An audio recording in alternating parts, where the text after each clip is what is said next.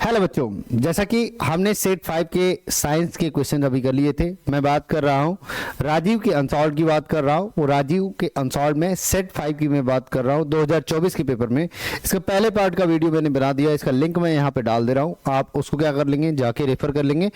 इसके बाद मैं सारे प्लेलिस्ट के वीडियो डाल दे रहा हूँ साइंस के, जो मैंने पहले करा रखे हैं, और 2024 के मैंने सारे मैथ्स के सारे सेट करवा दिए हैं। 2023 के भी सेट अभी करवा रहा हूँ। जैसे कि मैंने आपसे कहा था 20 से 25 दिसंबर के बीच में आपके 2023 तक के सारे वीडियो मैं क्या कर दूंगा, अपलोड कर दूंगा, साइंस भी और मैथ भी। तो आपने करना क्या है, आपने थोड़ा सा उसका रिवीजन करना है, जैसे कि मैंने पहले भी कहा और अभी भी कर रहा हूं।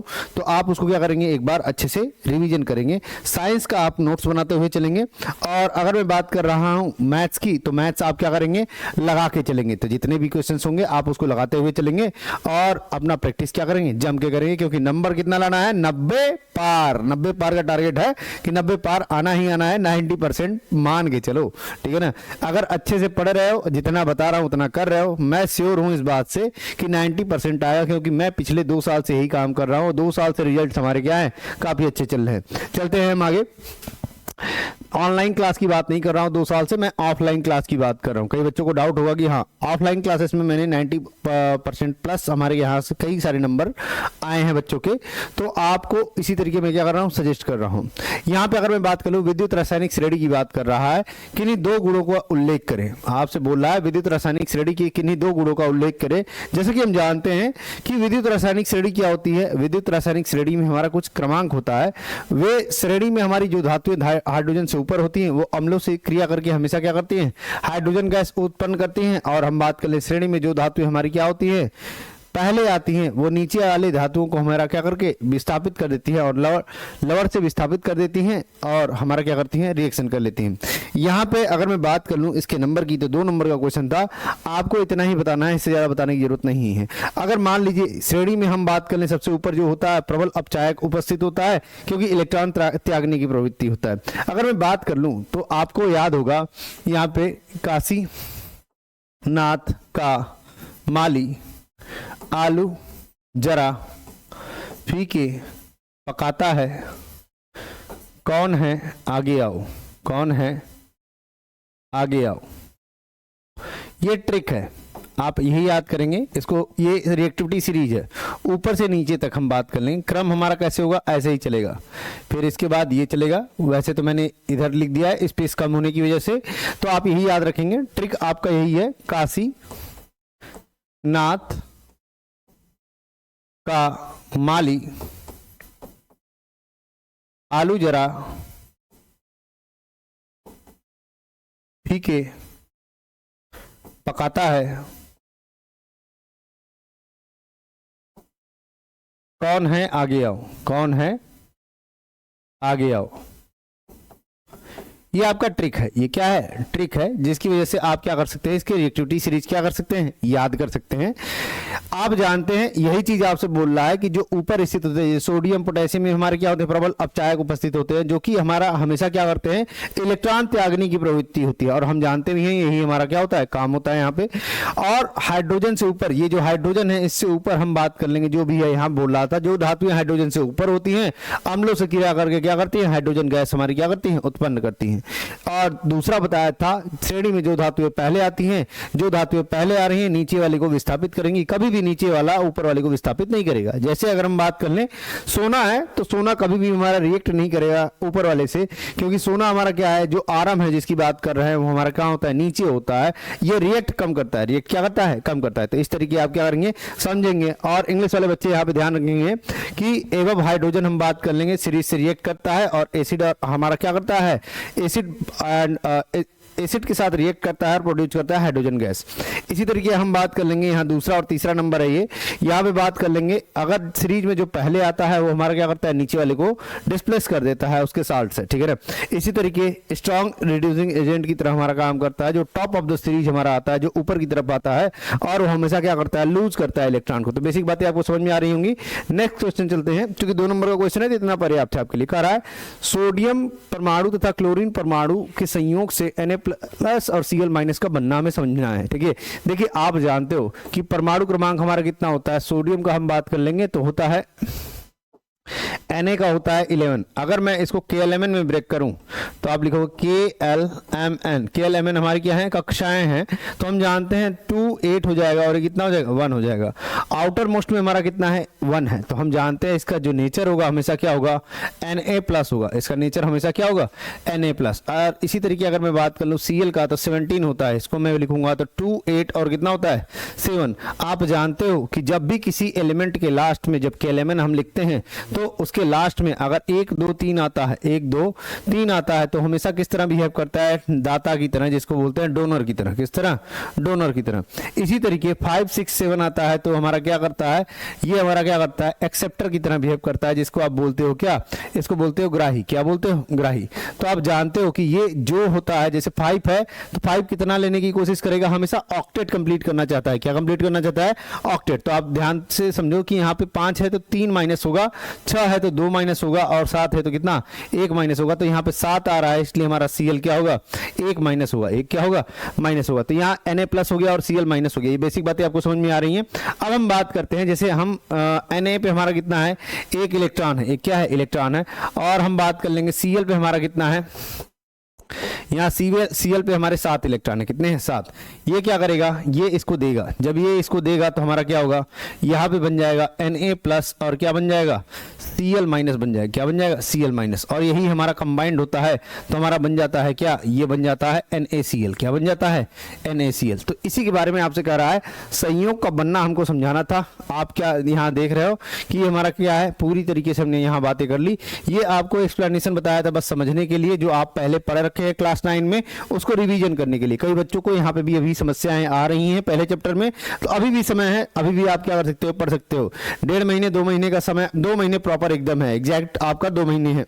अगर आप लग के पढ़ाई कर रहे हो, मैं बता रहा हूं कि हाँ सारी चीजें सही हो जाएंगी। पीछे क्या किया है आपने, कोई फर्क नहीं पड़ता है, कितना आपने बदमाशी किया है, कितना आपने नहीं पढ़ा है, सिचुएशन टफ थी, कोई डिफिकल्ट कंडीशन आ गई, कुछ मैटर नहीं करता है, सिवाय एक चीज की कि लास्ट टाइम में जितना पेपर बस आ रहा है उसका नोट्स बना रहे हैं, उसको रिवाइज कर रहे हैं मल्टीपल टाइम।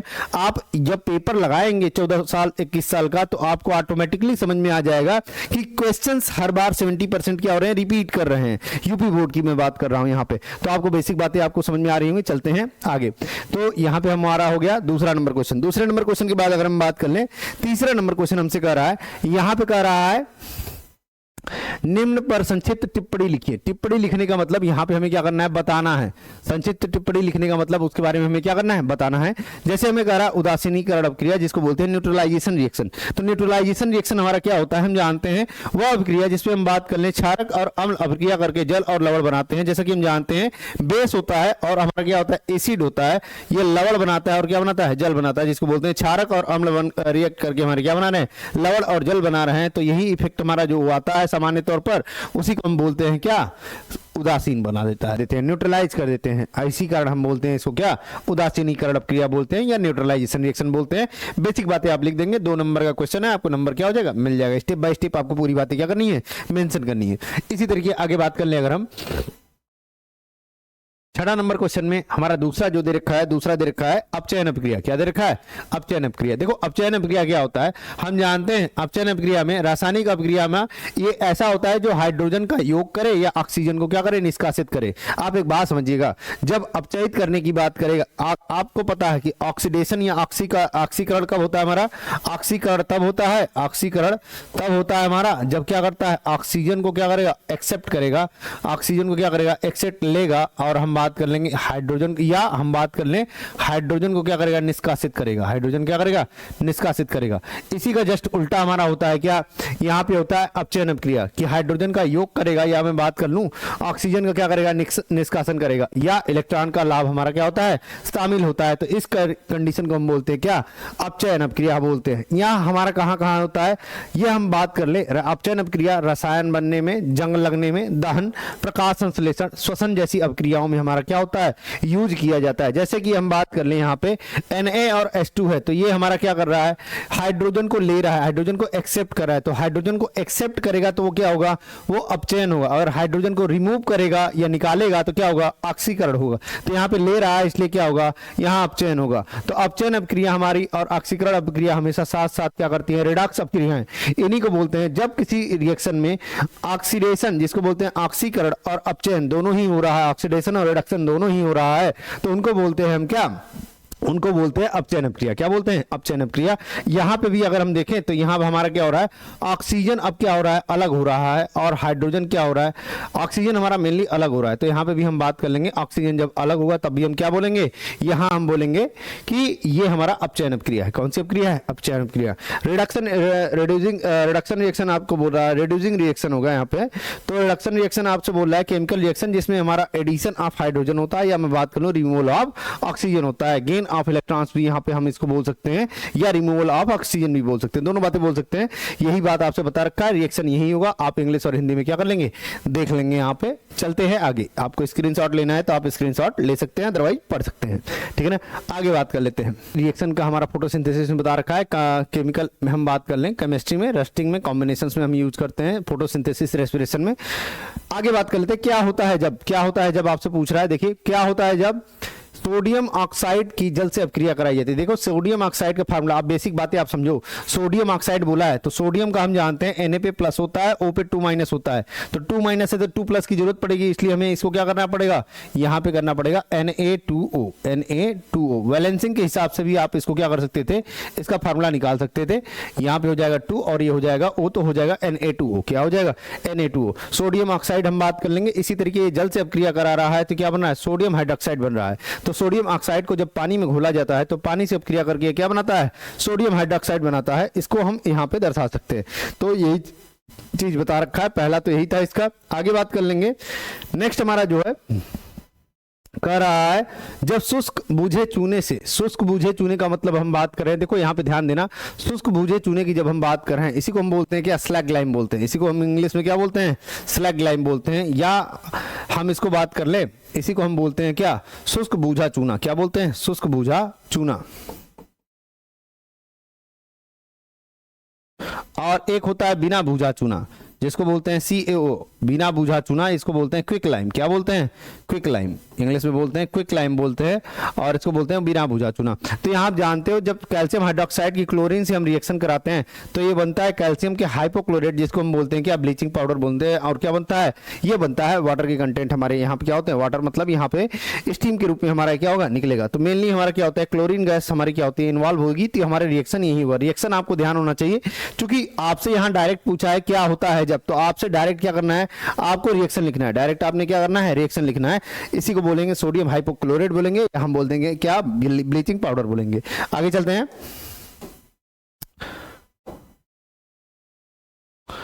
नेक्स्ट क्वेश्चन है आपसे, एथेनॉल को सांद्र H2SO4 की अधिकता से 160 डिग्री से 170 डिग्री सेंटीग्रेड तक जब गर्म करेंगे तो क्या होगा। देखो एथेनॉल का फार्मूला आपको पता होना चाहिए। हम जानते हैं ये हो गया मेथ, ये हो गया एथ, यहाँ पे 1 और 2 हमारा गया ना, मेथ एथ।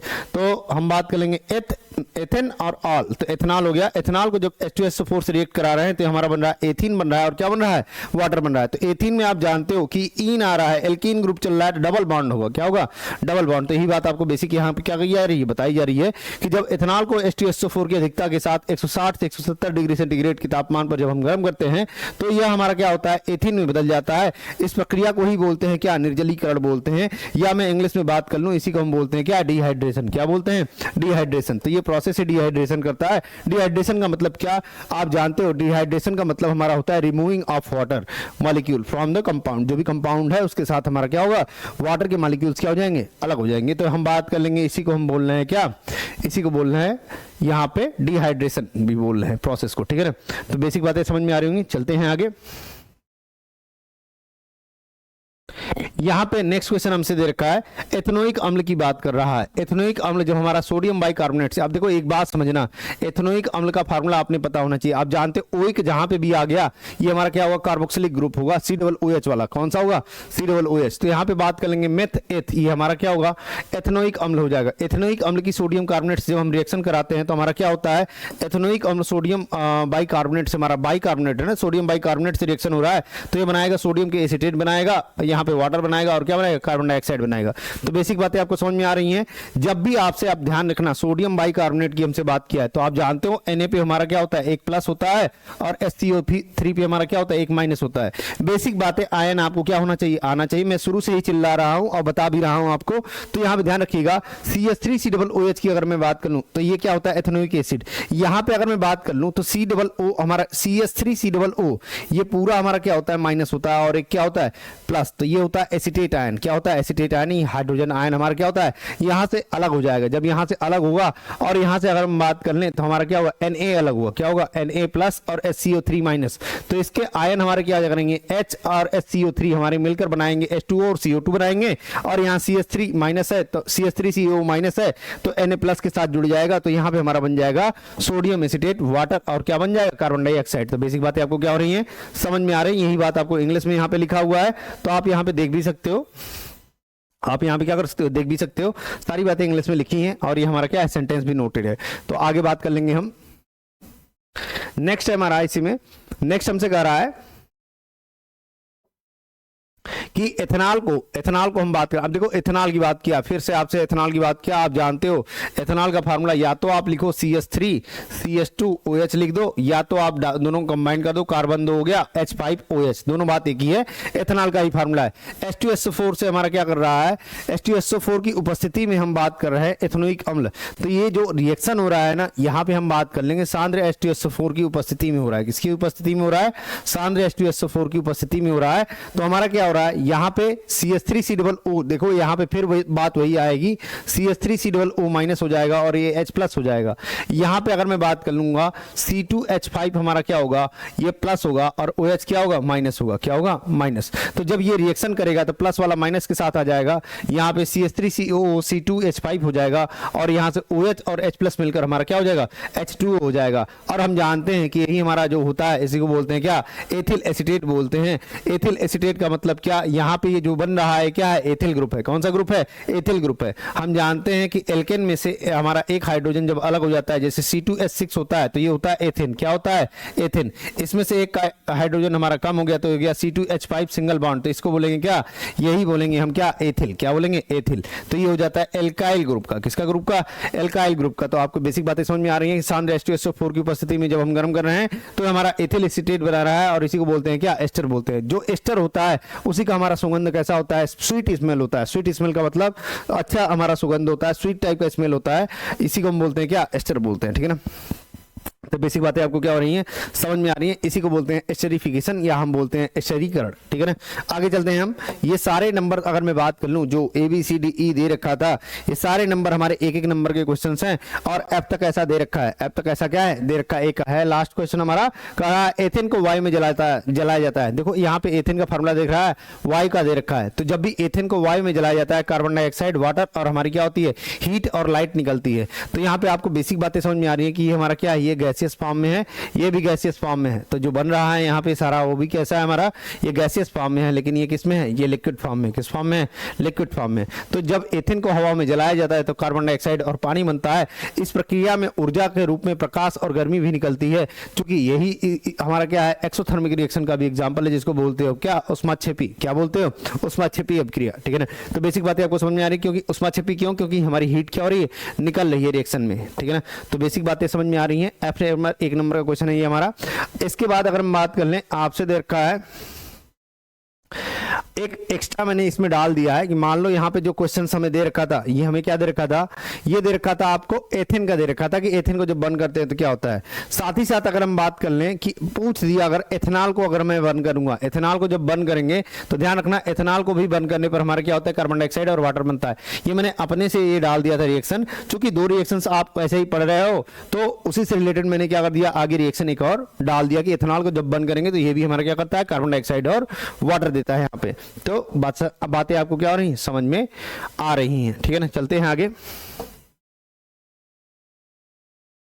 देखो यहाँ पे कह रहा है अथवा करके, इसी में क्वेश्चन दे रखा था, इसी में क्या कर रहा है, अथवा करके क्वेश्चन दे रखा है और आपसे कह रहा है पीएच मान पर संक्षिप्त टिप्पणी लिखिए। देखिए बेसिक बातें आप जानते हो कि जो भी पीएच वैल्यू होती है, पीएच वैल्यू का मतलब क्या आपको पहले ही बताया है, फिर से बता दे रहा हूँ।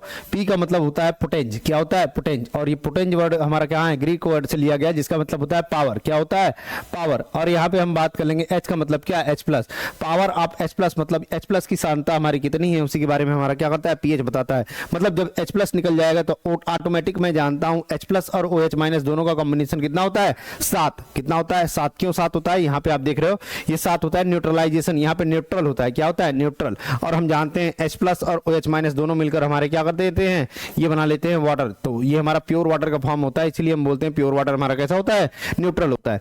इधर की तरफ अगर हम आते हैं तो ये हमारा क्या होता है, एसिडिसिटी हमारी बढ़ती जाती है और इधर की तरफ बेसिसिटी हमारी बढ़ती जाती है, मतलब अम्लता इधर की तरफ बढ़ती जाएगी और इधर क्या होगी, क्षारकता हमारी क्या होगी, बढ़ती जाएगी। आप बेसिक फार्मूला जानते हो, pH equal to minus log H plus. पहले ऐसा क्वेश्चन इसमें क्या होता था, आता था पहले हमारे पेपर्स में ऐसा क्या है क्वेश्चन आता था, लेकिन अब हम देख रहे हैं 2024 के भी सेट में हम कई सारे क्वेश्चन देख रहे हैं, बट आ नहीं रहा है, पूछ नहीं रहा है आपसे, कंसंट्रेशन के बारे में बात नहीं कर रहा है। भूले भटके आ जाए तो अलग बात है, लेकिन अभी तक तो नहीं दिखा है, ठीक है ना।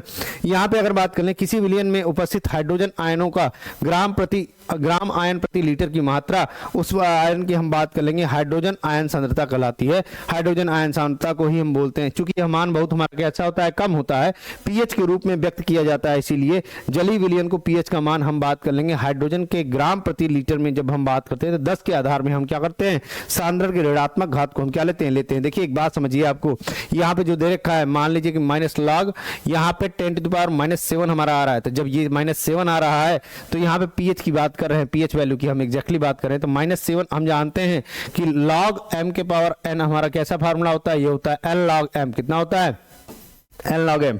तो ये माइनस माइनस क्या हो जाएगा, 7, यहाँ पे हो जाएगा log बेस 10, और ये यहाँ पे हमारा बेस क्या होता है 10। यही बात यहाँ पे बोल रहा है कि 10 के आधार में हम क्या करते हैं, सांद्र के ऋणात्मक घात का हम क्या करते हैं, संख्यात्मक मान होता है। तो संख्यात्मक मान ऋणात्मक में तो हो रहा है, ये माइनस माइनस क्या हो गया प्लस। और आप जानते हो एक फार्मूला कि log, यहाँ पे बात कर लेंगे बेस जब दोनों हमारा सेम है तो इसकी वैल्यू कितनी आती है, 1। तो कितनी आती है, log 10 बेस 10 हमारा कितना हो जाएगा, 1 हो जाएगा। फाइनल वैल्यू कितनी आ जाएगी, 7। तो यहाँ जो बताया जा रहा है यही चीज आपको बताया जा रहा है।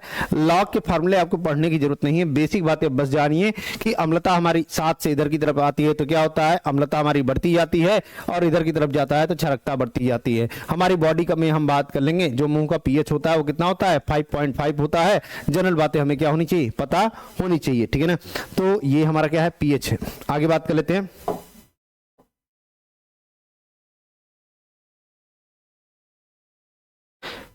यहाँ पे उदाहरण के लिए एक दे रखा है कि मान लीजिए वही चीज जो मैं बोल रहा हूँ कि पहले ऐसा क्वेश्चन आता था, अब नहीं आता है, बट फिर भी मैं बता दे रहा हूँ। हाइड्रोजन आयन का सांद्रण हमारा दे रखा है 0.005 हमें दे रखा है। 0.005 का मतलब क्या बच्चा, यहाँ पे हो जाएगा 5 × 10⁻³ कितना, -3। 5 × 10⁻³ कितना हो जाएगा, -3 माइनस लॉग एच प्लस की अगर मैं बात कर लूँ तो यहाँ पे जब सॉल्व करोगे इसको तो मैं लिख सकता हूँ -log5, क्या लिख सकता हूँ, -log5, और यहाँ पे लिख सकता हूँ कितना, यहाँ पे हो जाएगा प्लस, चूंकि लॉग में मल्टीप्लाई है तो हम प्लस में हम लेके जा सकते हैं, माइनस हो जाएगा log 10 की पावर कितना, -3। तो यहाँ पे अगर आप सॉल्व करोगे तो log 5 की वैल्यू हमारी 2 पॉइंट समथिंग कुछ होगी, और यहाँ से हमारा कितना हो जाएगा, -3 इधर आ जाएगा आगे की तरफ, -3 आगे की तरफ जो आएगा, और ये log 10 बेस 10 हो जाएगा।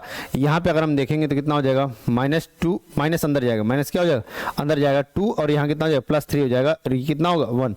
यहाँ पे अगर मैं बात कर लूँ जो log 5 है, log 5 की वैल्यू एग्जैक्टली मुझे याद तो नहीं है, मुझे क्या करना पड़ेगा, एक बार चेक करना पड़ेगा, क्या करना पड़ेगा, चेक करना पड़ेगा। तो log 5 की वैल्यू एक बार चेक कर लेते हैं कैलकुलेटर से। 0.698 हमारा होता है, 0.699 आप समझ लीजिए। 0.699 हमारा क्या होता है, लॉग की वैल्यू होती है 0.699।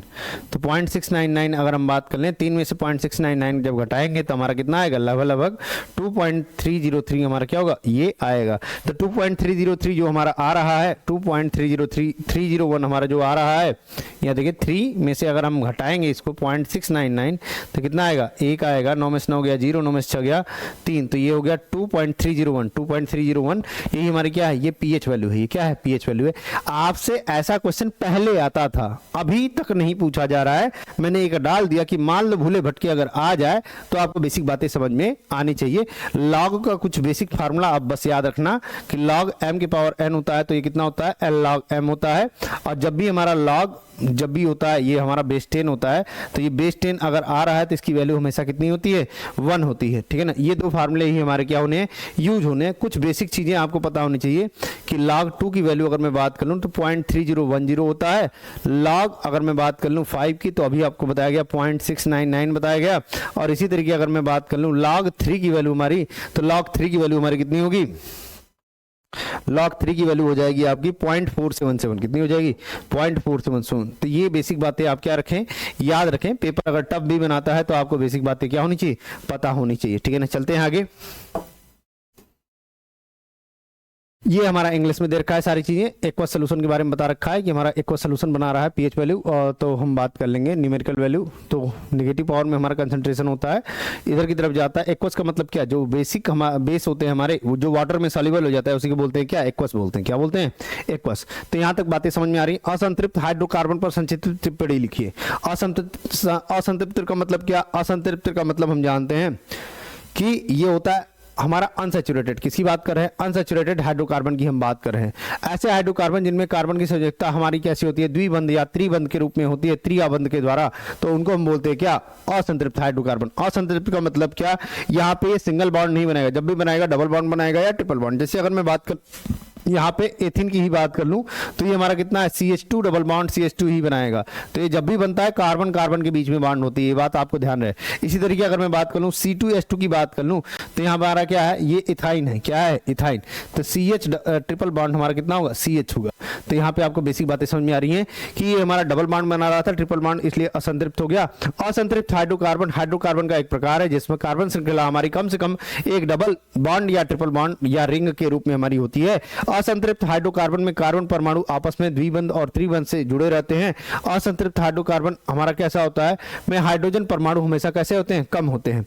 असंतृप्त हाइड्रोकार्बन अपेक्षाकृत उच्च रासायनिक क्रियाशीलता हमारी होती है। अपेक्षाकृत उच्च रासायनिक क्रियाशीलता का मतलब संतृप्त से हम कंपेरिजन कर रहे हैं। असंतृप्त हाइड्रोकार्बन में कालिक जैसी ज्वाला के साथ हमारे क्या होते हैं, जलते हैं। एल्काइन जो होता है, एरोमेटिक हाइड्रोकार्बन जो होते हैं, एल्कीन जो होते हैं, असंतृप्त हाइड्रोकार्बन के सामान्य उदाहरण है हमारे। एथीन सबसे सरल उदाहरण है जो कि अभी आपको क्या किया, बताया। ये फार्मूला जो था वही क्या था, एथीन था, और ये क्या था, एथाइन था। तो ये हमारा क्या है, यहां अगर मैं बात कर लूं, ये भी हमारा कितने नंबर का पूछा गया है, ये भी 2 नंबर का पूछा गया है। तो 2 नंबर के लिए हमारा क्या है, इतना पर्याप्त है, ठीक है ना। नेक्स्ट अगर हम बात कर लें तो अगर हम बात कर लें आईपीएससी नाम लिखना है, क्योंकि यही चीज हमारा किस में दे रखा है, इंग्लिश में दे रखा है। तो इंग्लिश वाले बच्चे क्या कर लेंगे, इसको नोट कर लेंगे। आगे हम बात कर लें,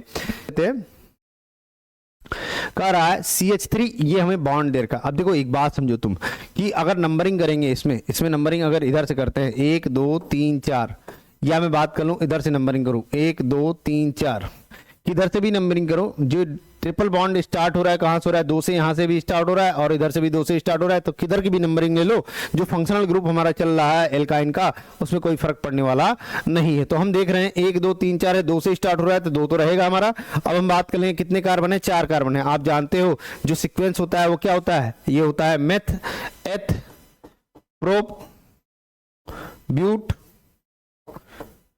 paint, hex, hept, oct, non, और क्या हो गया, डेक। ये हमारा होता है। इसके बाद अनडेक, डोडेक होता है, वो सब आपको पढ़ने की जरूरत नहीं है। तो यहां हम बात कर लें 10 तक ही आप याद रखेंगे। 2 हो गया हमारा, तो 2 पे हमारा क्या हो गया, 4 कार्बन आ रहे हैं तो हो जाएगा ब्यूट, ब्यूट। और हम बात कर लेंगे ये कौन सा है, आइन है, क्या है, आइन है। तो इसको लिखोगे ब्यूट 2 आइन लिखो, ज्यादा बेटर है, ब्यूट 2 आइन लिखो, क्योंकि हमारा 2 हमारा इस पे जुड़ रहा है आइन।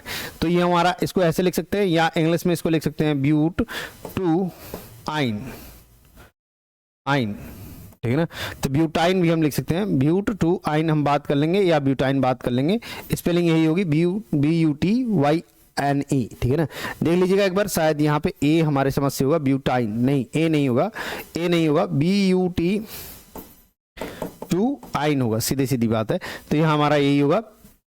नेक्स्ट अगर हम बात कर लें, ये हो जाएगा 1 2 3, इधर से भी नंबरिंग करेंगे तो वही आएगा 1 2 3। तो एल्कोहल कहाँ जुड़ा है? दूसरे नंबर पे जुड़ा है। कहाँ जुड़ा है?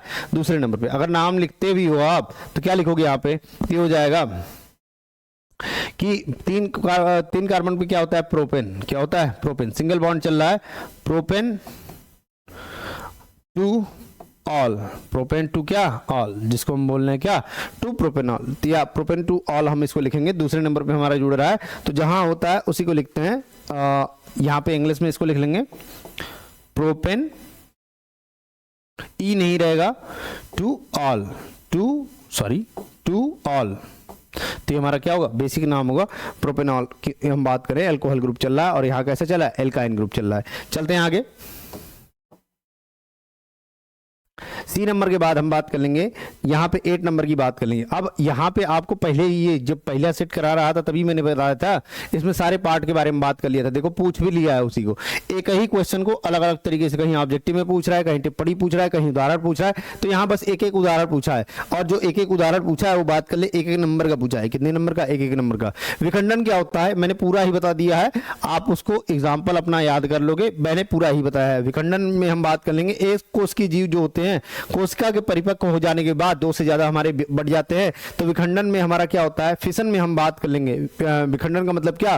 फिशन की बात कर रहे हैं। केंद्रक से हमारे क्या होता है? विभाजित होकर 2 केंद्रक बनाता है, और कोशिका द्रव्य भी विभाजित होता है, तो इस प्रक्रिया को बोलते हैं विखंडन। चूंकि ये 2 प्रकार से होते हैं, मैंने बताया था, द्विविखंडन होता है, और एक क्या होता है जिसको बोलते हैं बाइनरी फिशन बोलते हैं, और क्या होता है? मल्टीपल फिशन होता है हमारा। तो अमीबा, ईस्ट और पैरामीशियम में जो हम बात कर रहे हैं, ये हमारा कैसा होता है? बाइनरी फिशन होता है, जिसको बोलते हैं हम क्या? विखंडन हम बात करें। खंडन की हम बात कर लेंगे तो ढेर सारा हमारा होता है, 2 या 2 से अधिक खंडों में हमारे क्या हो जाते हैं? टूट जाते हैं। तो खंड वृद्धि करके हमारे क्या कर लेते हैं? पूर्ण विकसित जीव बन जाता है, इसको बोलते हैं स्पायरो 11।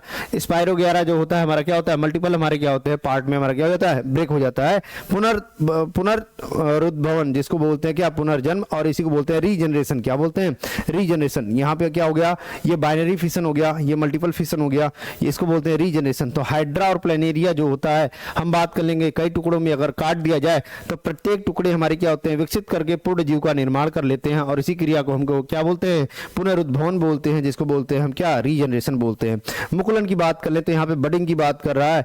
ये एक ऐसी क्रिया है जहां पे हम बात कर लेंगे कि उभारनुमा संरचना पाई जाती है, और इसी को बोलते हैं क्या? मुकुल बोलते हैं या बड बोलते हैं। तो हाइड्रा में मेनली हमारा क्या होता है? ये पाया जाता है। तो हम जानते हैं कि यहाँ पे जब होता है बल्जिंग टाइप का स्ट्रक्चर बनता है यहाँ पे, तो बल्जिंग टाइप का मतलब उभारनुमा संरचना बनती है, ये अलग हो जाता है। अलग होने के बाद फिर से हमारा क्या हो जाता है?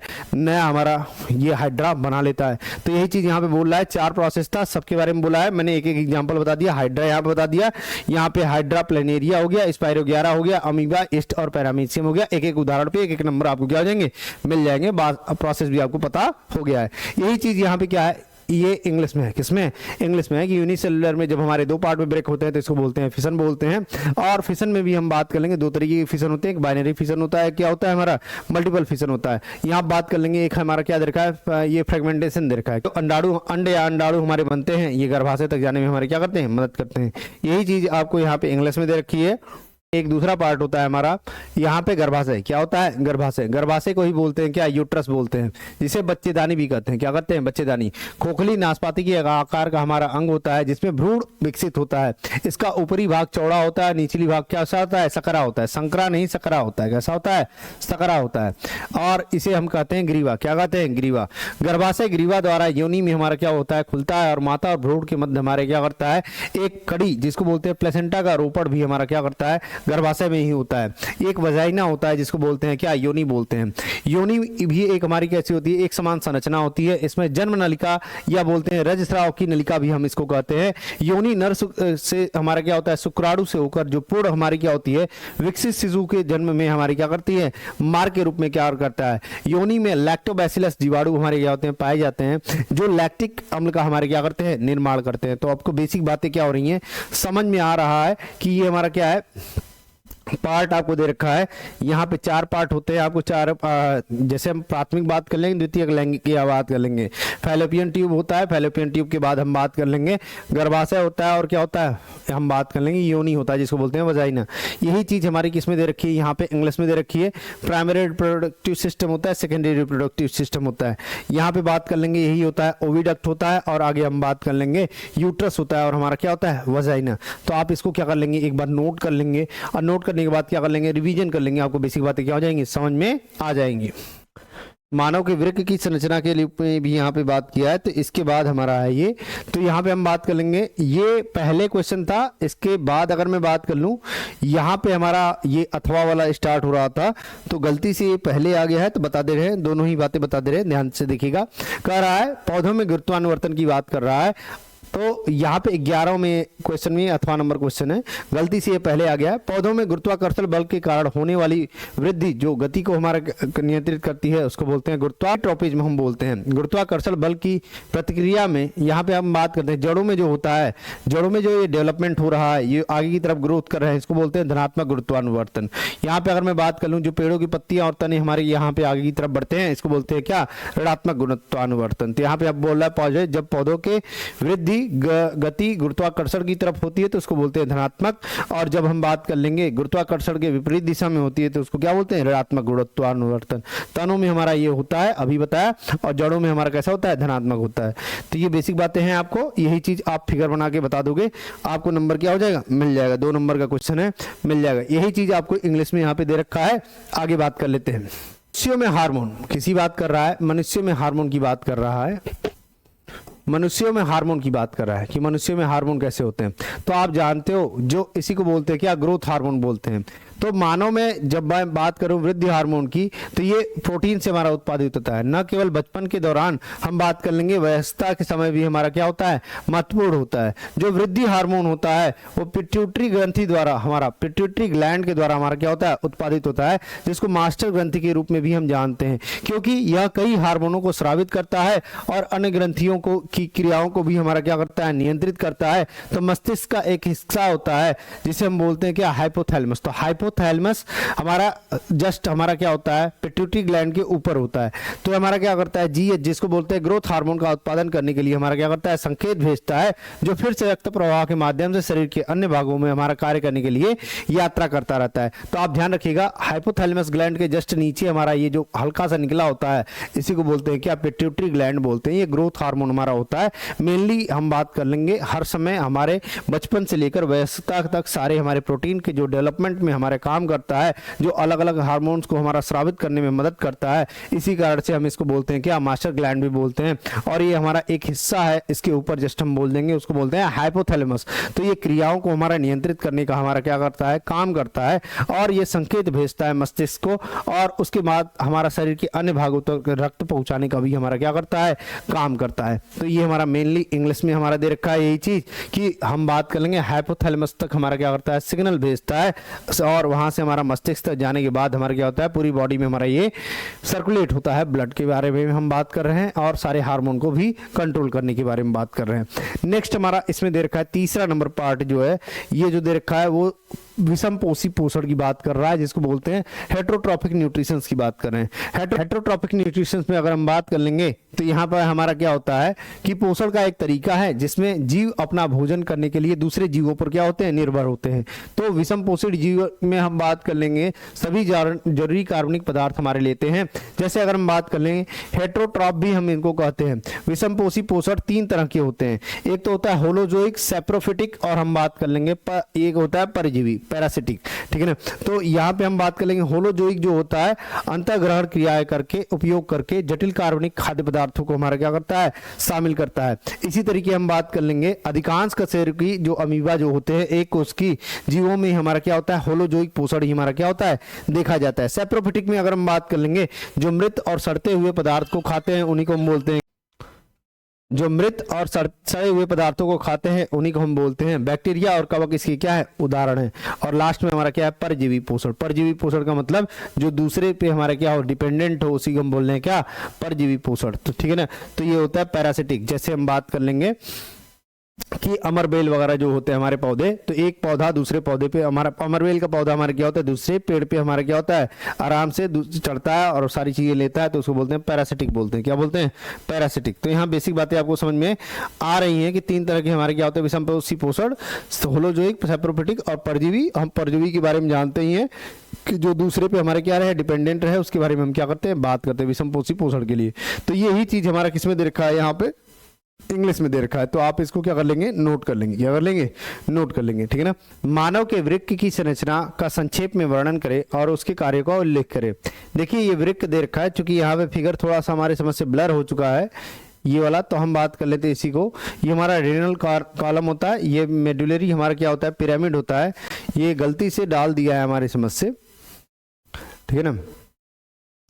तो फिगर बहुत ज़्यादा यहाँ पे क्लियर नहीं है, बट यहाँ पे आपको मेडुला पिरामिड हमारा बता रखा है, मेडुला पिरामिड बना रहा है। यही चीज़ आपको बता रखा है कि ये जो शेप है हमारा वो क्या बना रहा है, मेडुला पिरामिड बना रहा है। रेनल आर्टरी होता है, तो यहाँ पे हम बात कर लेंगे रेनल आर्टरी को रेनल आर्टरी ही बोलेंगे। और यहाँ पे बात कर लेंगे रेनल वेन होता है, और ये हमारा क्या होता है, यूरेटर से हमारा एक कनेक्टेड होता है, और ये हमारा क्या होता है, रेनल कैप्सूल होता है। तो फिगर आप ध्यान रखेंगे। यहाँ पे बात कर लेंगे वृक्क वल्कुट इसको बोलते हैं, जो बाहर वाला सेक्शन होता है, इसी को बोलते हैं क्या, यहाँ पे रेनल कैप्सूल्स बोलते हैं, ठीक है ना। थोड़ा सा यहाँ पे हिंदी नाम में कंफ्यूजन होगी, क्योंकि बायो के टर्म हमारे हिंदी नाम में याद करना थोड़ा सा क्या है, कठिन है। इंग्लिश में याद कर लीजिएगा। अदरवाइज इसका एक वीडियो में क्या, इसका मैं एक इमेज क्या कर दूंगा, यहाँ पे डाल दूंगा, आप उसको क्या कर लेंगे, देख लेंगे। अलग से मैं इमेज डाल दूंगा, सारी बातें हिंदी में रहेंगी उसमें, ठीक है ना। यहाँ पे काम क्या होता है आपसे बता रखा है, मानव में हमारा जो वृक्क का कार्य होता है उसके बारे में आपसे क्या कर रखा है, बता रखा है। तो उसी के बारे में देख लेते हैं। कह रहा है मानव के वृक्क की संरचना हमारी सेम के आकार की होती है। जनरली आप जानते हो कि ये सेम के आकार का होता है। पिछले शरीर के पिछले हिस्से में कमर से नीचे हमारा होता है 2 वृक्क होते हैं। वृक्क की संरचना मध्य में हम बात कर लेंगे खांच होता है, जिसको बोलते हैं हाइलम। क्या बोलते हैं? हाइलम। जो बाहरी होता है सतह उसको बोलते हैं क्या, कॉर्टेक्स बोलते हैं, जिसको बोल रहे हैं बाहरी वल्कुट। इसी को मैं दिखा रहा था, ये जो बाहर का सरफेस था हमारा यही क्या था, बाहरी वल्कुट था। क्या था? बाहरी वल्कुट। भीतर जो था उसको बोल रहे थे मेडुला बोल रहे थे, अंदर वाले पार्ट को मेडुला। कई लाख उत्सर्जन इकाइयों से हमारा क्या होता है, मिलकर बना होता है, जिसको बोलते हैं नेफ्रॉन। क्या बोलते हैं? नेफ्रॉन। नेफ्रॉन हमारा मेनली क्या करता है, यहाँ पे रक्त वगैरह हमारा साफ करने का काम में हमारा कौन करता है, यही करता है। वृक्क का कार्य को क्या होता है, मुख्य काम होता है रक्त को साफ करना, रक्त से अपशिष्ट मूत्र के रूप में हमारा शरीर से बाहर निकालना, ये हमारा काम होता है। वृक्क हमारा जो होता है शरीर में जल शर्करा, खनिज लवणों और हम बात कर ले शरीरोपयोगी समानुपात को भी बनाए रखता है। इसी तरीके वृक्क शरीर में हमारा क्या होता है, अनावश्यक तत्वों को बाहर निकालकर शरीर में होमियोस्टेसिस की बनाता है, जिसको बोलते हैं सम स्थिति बनाता है। ठीक है ना। वृक्क रक्त में मौजूद हानिकारक पदार्थों को भी मूत्र के माध्यम से हमारा क्या करता है, बाहर निकालता है। वृक्क की कार्य क्षमता आहार विहार पर सदा क्या होता है, सीधा प्रभाव पड़ता है। तो यहाँ पे आपको बेसिक बातें बता रखी हैं, आप क्या कर लोगे, कार्य नोट कर लोगे। क्योंकि यहाँ पे जो क्वेश्चन दे रखा था वृक्क वाला 3-3 नंबर का दे रखा था, फिगर आपका साफ होना चाहिए। पॉइंट वाइज आप ऐसे ही लिखोगे। वृक्क की कार्य हमारे रक्त की शुद्धि में हमारा मदद करता है, जल शर्करा खनिज लवणों और शरीर उपयोगी की समानुपात बनाने में हमारा काम करता है। यहाँ पे अनावश्यक तत्वों को बाहर निकालकर हमारा सम स्थिति को बनाता है, और वृक्क रक्त में मौजूद हानिकारक पदार्थों को भी हमारा शरीर से क्या कर देता है, बाहर निकाल देता है। यहाँ पे कार्य क्षमता पर आहार विहार जो भी हमारा दिन की दिनचर्या होती है उस पर हमारा सीधा क्या होता है, प्रभाव पड़ता है। ये बेसिक बातें आपको किसमें दे रखी हैं, यही सारी बातें आपको इंग्लिश में दे रखी हैं। यहाँ पे जो अभी बताया कि हमारा किडनी हमारा जो ऑर्गन होता है ये हमारा क्या होता है, बैक बॉडी जो होती है उससे हमारा क्या होता है, जस्ट नीचे हमारा क्या होता है, लोकेटेड होता है। 2 तरह की हमारी किडनी होती है। तो यहाँ पे ग्रू हमारा जो होता है वो हमारा क्या होता है, middle surface of the kidney होता है, इसको बोलते हैं हीलियम बोलते हैं। और यहाँ बात कर लेंगे 2 पार्ट्स होते हैं, आउटर पार्ट्स को बोलते हैं कॉर्टेक्स और इनर पार्ट्स को बोलते हैं मेडुला। तो यहाँ पे आप बेसिक स्ट्रक्चर में देख भी पा रहे हो कि ये जो पार्ट है हमारा, जो आउटर पार्ट है उसको बोल रहे हैं कॉर्टेक्स। क्या बोल रहे हैं, कॉर्टेक्स बोल रहे हैं। और इनर पार्ट जो है उसको बोल रहे हैं हम क्या, मेडुलर। मेडुलरी पिरामिड टाइप का हमारा बना रहा है, तो मेडुला बोल रहे हैं। क्या बोल रहे हैं, मेडुला बोल रहे हैं। ठीक है ना। तो बेसिक बातें आपको समझ में आ रही है। यहाँ तक अगर मैं बातें करूँ तो ये रहा सेट 5 का हमारा सारा क्वेश्चन। सेट 5 के क्वेश्चन हम क्या कर लिए हैं, आज समाप्त कर लिए हैं। अब हम करेंगे सेट 6 के क्वेश्चन। ठीक है ना। तो अभी हमारी समझ से आप सारी चीजें नोट भी कर रहे हैं साइंस की, और अच्छी तैयारी आपकी चल रही है। अगर किसी तरह की समस्याएं हैं तो मेरे कॉन्टैक्ट नंबर पे आप क्या कर सकते हैं, कॉन्टैक्ट कर सकते हैं जब भी आपको ज़रूरत हो। तो आज के लिए इतना ही, धन्यवाद।